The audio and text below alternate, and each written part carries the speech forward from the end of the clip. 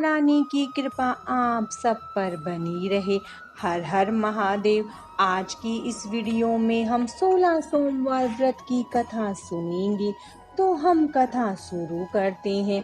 मृत्यु लोक में विवाह करने की इच्छा करके एक समय श्री भूतनाथ महादेव जी माता पार्वती के साथ पधारे।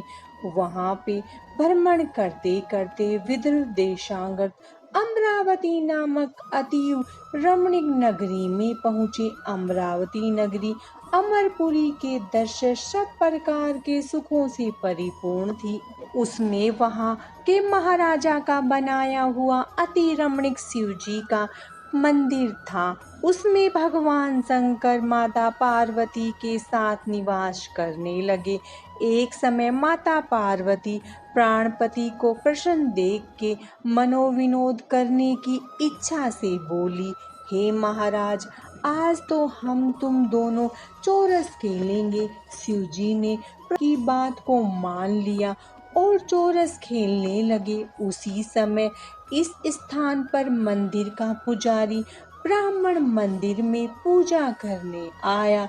माता जी ने ब्राह्मण से प्रश्न किया कि पुजारी जी बताओ कि इस बाजी में दोनों में किसकी जीत होगी। ब्राह्मण बिना विचारे ही शीघ्र बोल उठा कि महादेव जी की जीत होगी। थोड़ी ही देर में बाजी समाप्त हो गई और पार्वती जी की विजय हुई। अब तो पार्वती जी ब्राह्मण को झूठ बोलने के अपराध के कारण श्राप देने को उद्यत हुई। तब महादेव जी ने पार्वती जी को बहुत समझाया, परंतु उन्होंने ब्राह्मण को कोढ़ी होने का श्राप दे दिया। कुछ समय बाद पार्वती जी के श्रापवश पुजारी के शरीर में कोढ़ पैदा हो गया। इस प्रकार पुजारी अनेक प्रकार से दुखी रहने लगा। इस तरह के कष्ट भोगते हुए जब बहुत दिन हो गए तो देवलोक की अप्सराएं शिव जी की पूजा करने उसी मंदिर में पधारी और पुजारी के कष्ट को देख बड़े दया भाव से उससे रोगी होने का कारण पूछने लगी। पुजारी ने निसंकोच सब बातें उनसे कह दी। वे अप्सराएं बोली, हे पुजारी, अब तुम अधिक भी मत होना। भगवान शिव जी तुम्हारे कष्ट को दूर कर देंगे। तुम सब बातों में श्रेष्ठ 16 सोमवार का व्रत भक्ति भाव से करो। तब पुजारी अप्सराओं से हाथ जोड़कर विनय भाव से 16 सोमवार व्रत की विधि पूछने लगा। अप्सराएं बोली कि जिस दिन सोमवार हो उस दिन भक्ति के साथ व्रत करे, स्वच्छ वस्त्र पहने, आधा सेर गेहूं आटा ले, उसके 3 अंग बनावे और घी, गुड़, दीप, नैवेद्य, पुंगी फल, बेलपत्र, जनेऊ का जोड़ा, चंदन, अक्षत, पुष्प आदि के द्वारा प्रदोष काल में भगवान शंकर का विधि से पूजन करने के पश्चात अंगाओं में से एक शिव जी को अर्पण करे, बाकी 2 को शिव जी का प्रसाद समझकर उपस्थित जनों में बांट दे और आप भी प्रसाद पावे। इस विधि से 16 सोमवार व्रत करे। तत्पश्चात 17वें सोमवार के दिन पाव से पवित्र गेहूं के आटे की बाटी बनवावे, तदानुसार घी और गुड़ मिलाकर चूरमा बनावे और शिव जी को भोग लगाकर उपस्थित भक्तों में बांटे। पीछे आप सकुटुम्ब प्रसादी ले तो भगवान शिव जी की कृपा से उसके मनोरथ पूर्ण हो जाते हैं। ऐसा कहकर अप्सराएं स्वर्ग को चली गई। ब्राह्मण ने यथाविधि 16 सोमवार व्रत किया तथा भगवान शिव जी की कृपा से रोग मुक्त होकर आनंद से रहने लगा। कुछ दिन बाद जब फिर शिव जी और पार्वती जी उस मंदिर में पधारे, तब ब्राह्मण को निरोग देखकर पार्वती ने ब्राह्मण से रोग मुक्त होने का कारण पूछा। तो ब्राह्मण ने 16 सोमवार व्रत की कथा सुनाई। अब तो पार्वती जी अति प्रसन्न होकर ब्राह्मण से व्रत की विधि पूछकर व्रत करने को तैयार हुई। व्रत करने के बाद उनकी मनोकामना पूर्ण हुई तथा उनके रूठे पुत्र स्वामी कार्तिकेय स्वयं माता के आज्ञाकारी हुए। परंतु कार्तिकेय जी को अपने विचार परिवर्तन का रहस्य जानने की इच्छा हुई और माता से बोले, हे माता, आपने ऐसा कौन सा उपाय किया जिससे मेरा मन आपकी ओर आकर्षित हुआ। तब पार्वती जी ने वही 16 सोमवार व्रत कथा उनको सुनाई। स्वामी कार्तिकेय जी बोले कि इस व्रत को मैं भी करूंगा, क्योंकि मेरा प्रिय मित्र ब्राह्मण दुखी दिल से प्रदेश गया है। हमें उससे मिलने की बहुत इच्छा है। कार्तिकेय जी ने भी इस व्रत को किया और उनका प्रिय मित्र मिल गया। मित्र ने इस आकस्मिक मिलन का भेद कार्तिकेय जी से पूछा तो वे बोले, हे मित्र, हमने तुम्हारे मिलने की इच्छा करके 16 सोमवार का व्रत किया था। अब तो ब्राह्मण मित्र भी अपने विवाह की बड़ी इच्छा हुई। कार्तिकेय जी से व्रत की विधि पूछी और यथाविधि व्रत किया। व्रत के प्रभाव से जब वह किसी कार्यवश विदेश गया तो वहां के राजा की लड़की का स्वयंवर था। राजा ने प्रण किया था कि जिस राजकुमार के गले में सब प्रकार से श्रृंगार हथनी माला डालेगी, मैं उसी के साथ प्यारी पुत्री का विवाह कर दूंगा। शिव जी की कृपा से ब्राह्मण भी स्वयंवर देखने की इच्छा से राजसभा में एक ओर बैठ गया। नियत समय पर हथिनी आई। उसने जयमाला उस ब्राह्मण के गले में डाल दी। राजा की प्रतिज्ञा के अनुसार बड़ी धूमधाम से कन्या का विवाह उस ब्राह्मण के साथ कर दिया और ब्राह्मण को बहुत सा धन और सम्मान देकर संतुष्ट किया। ब्राह्मण सुंदर राजकन्या पाकर खुशी से जीवन व्यतीत करने लगा। एक दिन राजकन्या ने अपने पति से प्रश्न किया, हे प्राणनाथ, आपने ऐसा कौन सा भारी पुण्य किया था जिसके प्रभाव से हथिनी ने सब राजकुमारों को छोड़कर आपको वरण किया। ब्राह्मण बोला, हे प्राण प्रिय, मैंने अपने मित्र कार्तिकेय जी के कथानुसार 16 सोमवार का व्रत किया था, जिसके प्रभाव से मुझे तुम जैसी रूपवान लक्ष्मी की प्राप्ति हुई। व्रत की महिमा को सुनकर राजकन्या को बड़ा आश्चर्य हुआ और वह भी अपने पुत्र की कामना को व्रत करने लगी। शिव जी की दया से उसके गर्भ से एक अति सुंदर, सुशील, धर्मात्मा और विद्वान पुत्र उत्पन्न हुआ। माता पिता दोनों उस देव पुत्र को पाकर अति प्रसन्न हुए और उसका पालन भली प्रकार से करने लगे। जब पुत्र समझदार हुआ तो एक दिन अपनी माता से प्रश्न किया कि माँ, तुमने कौन सा तप किया जो मेरे जैसा पुत्र तेरे गर्भ से उत्पन्न हुआ। माता ने पुत्र का प्रबल मनोरथ जान के अपने किए हुए 16 सोमवार व्रत को विधि सहित पुत्र के सम्मुख प्रकट किया। पुत्र ने ऐसे सरल व्रत को सब तरह के मनोरथ पूर्ण करने वाला सुना तो वह भी इस व्रत को राज्याधिकार पाने की इच्छा से हर सोमवार को यथाविधि व्रत करने लगा। उसी समय एक देश के वृद्ध राजा के दूतों ने आकर उसको एक राजकन्या के लिए वरण किया।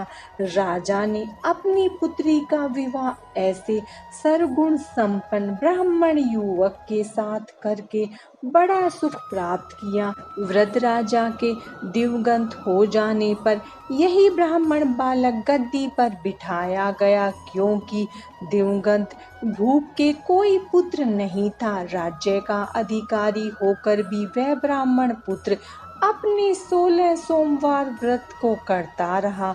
तब 17वां सोमवार आया तो पुत्र ने अपनी प्रियतमा से सब पूजन सामग्री लेकर शिवालय में चलने के लिए कहा, परंतु प्रियतमा ने उसकी आज्ञा की परवाह नहीं की।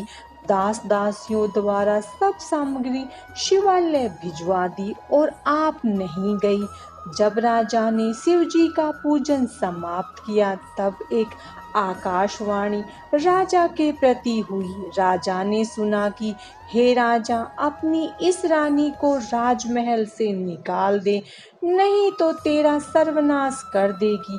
वाणी को सुनकर राजा के आश्चर्य का ठिकाना नहीं रहा और तत्काल ही मंत्रागृह में आकर अपने सभासदों को बुलाकर पूछने लगा कि हे मंत्रियों, मुझे आज शिव जी की वाणी हुई है कि राजा तू अपनी इस रानी को निकाल दे, नहीं तो यह तेरा सर्वनाश कर देगी। मंत्री आदि सब बड़े विषय में और दुख में डूब गए, क्योंकि जिस कन्या के साथ राज्य मिला राजा उसी को निकालने का जाल रच रहा है। यह कैसे हो सकेगा।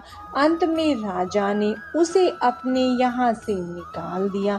रानी दुखी हृदय भाग्य को कोसती हुई नगर के बाहर चली गई। बिना पत्राण, फटे वस्त्र पहने, भूख से दुखी धीरे धीरे चलकर एक नगर में पहुंची। वहां एक बुढ़िया सूत काट कर बेचने को जाती थी। रानी की करुण दशा देख बोली, चल तू मेरा सूत बिकवा दे, मैं वृद्ध हूँ, भाव नहीं जानती। ऐसी बात बुढ़िया की सुन रानी ने बुढ़िया के सर से सूत की गठड़ी उतार अपने सर पर रखी। थोड़ी देर बाद आंधी आई और बुढ़िया का सूत पोटली के सहित उड़ गया। बेचारी बुढ़िया पछताती रह गई। रानी को अपने से दूर रहने को कह दिया। अब रानी एक तेली के घर गई तो तेली सब मटके शिव जी के प्रकोप के कारण चटक गए। ऐसी दशा देख तेली ने रानी को अपने घर से निकाल दिया। इसी प्रकार रानी अत्यंत दुख पाती हुई सरिता के तट पर गई तो सरिता का समस्त जल सूख गया। तत्पश्चात रानी एक वन में गई। वहां जाकर सरोवर में सीढ़ी से उतर पानी पीने को गई। उसके हाथ से जल स्पर्श होते ही सरोवर का नील कमल के दृश्य जल असंख्य कीड़ों में गंदा हो गया। रानी ने भाग्य पर दोषारोपण करते हुए उस जल का पान करके पेड़ की शीतल छाया में विश्राम करना चाहा। वह रानी जिस पेड़ नीचे जाती उस पेड़ के पत्ते तत्काल ही नीचे गिर जाते। वन सरोवर के जल की ऐसी दशा देखकर गौ चराते वाले ने अपने गोसाई जी से, जो उस जंगल में स्थित मंदिर में पुजारी थे, कही गोसाई जी के आदेशानुसार ग्वाले रानी को पकड़कर गोसाई के पास ले गए। रानी की मुख कांति और शरीर शोभा देख गोसाई जान गए यह अवश्य ही कोई विधि की गति की मारी कोई कुलीन अबला है। ऐसा सोचकर पुजारी ने रानी के प्रति कहा कि पुत्री, मैं तुमको पुत्री के समान रखूंगा, तुम मेरे आश्रम में ही रहो, मैं तुमको किसी प्रकार का कष्ट नहीं होने दूंगा। गोसाई के ऐसे वचन सुन रानी को धीरज हुआ और आश्रम में रहने लगी। आश्रम में रानी जो भोजन बनाती उसमें कीड़े पड़ जाते, जल भर कर लाती उसमें कीड़े पड़ जाते। अब तो गोसाई जी भी दुखी हो गए और रानी से बोले कि हे बेटी, तेरे पर कौन से देवता का कोप है जिससे तेरी ऐसी दशा है। पुजारी की बात सुन रानी ने शिव जी की पूजा करने न जाने की कथा सुनाई। तो पुजारी शिव जी महाराज की अनेक प्रकार से स्तुति करते हुए रानी के प्रति बोले कि पुत्री, तुम सब मनोरथ के पूर्ण करने वाले 16 सोमवार का व्रत करो, उसके प्रभाव से अपने कष्ट से मुक्त हो जाओगी। गोसाई की बात सुनकर रानी ने 16 सोमवार व्रत को विधिवत संपन्न किया और 17वें सोमवार को पूजन के प्रभाव से राजा के हृदय में विचार उत्पन्न हुआ कि रानी को गए बहुत समय व्यतीत हो गया, न जाने कहाँ कहाँ भटकती होगी, ढूंढना चाहिए। यह सोच रानी को तलाश करने चारों दिशाओं में दूत भेजे। वे तलाश करते हुए पुजारी के आश्रम में रानी को पाकर पुजारी से रानी को मांगने लगे, परंतु पुजारी ने उनसे मना कर दिया। तो दूत चुपचाप लौट आए और आकर महाराज के सम्मुख रानी का पता बतलाने लगे। रानी का पता पाकर राजा स्वयं पुजारी के आश्रम में गए।